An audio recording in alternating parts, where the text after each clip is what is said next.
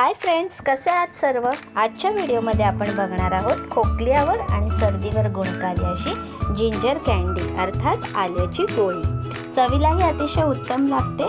तर ह्या व्हिडिओमध्ये ही रेसिपी बनवण्यासाठी काही छोट्या टिप्स पण दिल्या आहेत, त्या पण तुम्ही फॉलो करा। व्हिडिओ पूर्ण बघा आणि चॅनलला नवीन असाल तर चॅनलला नक्की सबस्क्राइब करा। चला तर रेसिपीला सुरुवात करूया। छोटं कापून घेतलेलं आहे। आता याला मिक्सर मध्ये वाटून याची एकदम पातळ पेस्ट आपण करून घेऊया। पॅन मध्ये 1 चमचा तूप ठेवलेलं आहे। तूप छान गरम झालेलं आहे, वितळलेलं आहे। आता यामध्ये 1 वाटी गूळ, ज्या वाटीच्या प्रमाणाने आपण आलं घेतलेलं तेवढंच आपल्याला गूळ घ्यायचं आहे। हा गूळ ह्या तुपामध्ये व्यवस्थित आपण वितळवून घेऊया। अगदी पातळ त्याचा पाक तयार करून घेऊया। पाक कसा तयार करायचा ते पण मी तुम्हाला सांगते। गूळ आधी व्यवस्थित छान वितळवून घेऊया। गूळ बघा छान वितळलेला आहे। आता पाक कसा चेक करायचा ते पण बघूया आपण। इथे एका डिशमध्ये मी पाणी ठेवलेलं आहे, त्याच्यामध्ये थोडे आपण ड्रॉप्स टाकूया आणि इथे बघितलं तर या पाकाची बघा अशी गोळी तयार झाली, म्हणजे आपला पाक व्यवस्थित तयार झालेला आहे। आता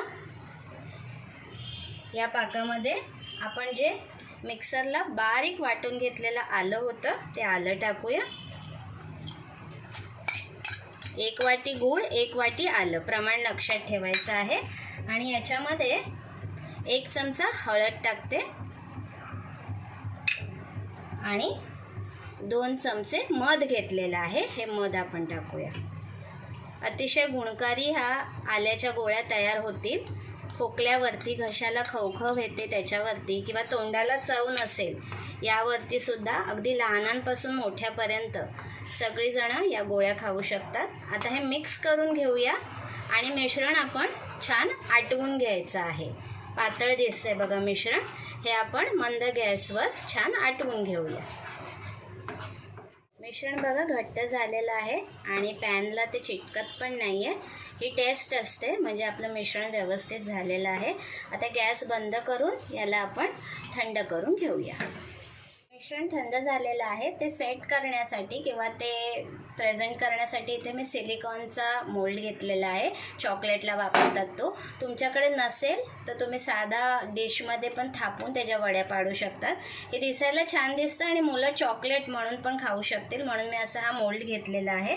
आता ह्याच्यामध्ये जे मिश्रण होतं आपलं थंड झालेलं ते त्याच्या एक पार्टमध्ये आपण टाकून घेऊया। घट्ट झालेलं आहे आणि ते तुम्हाला मी अशा पद्धतीने त्याच्यात टाकून छान त्याला प्रेस करून याला आपण सेट करून घेऊया। मोल्डमध्ये सगळ्या साच्यामध्ये मिश्रण भरून झालेलं आहे। आता ह्याला कडक होण्यासाठी अर्धा तास आपण फ्रीजमध्ये ठेवूया। अर्धा तास फ्रीजमध्ये सेट करायला ठेवलेल्या होत्या मी आपल्या जिंजर कँडीज। आता बघूया आपण। हे बघा अशा पद्धतीने छान सेट झालेले आहेत। आता सर्व कँडीज काढून घेऊया आणि एका डिशमध्ये सर्व करूया। काय मग फ्रेंड्स, कशी वाटली रेसिपी? नक्की घरी करून बघा आणि आपल्या चॅनलला लाईक, शेअर आणि सबस्क्राईब करायला विसरू नका।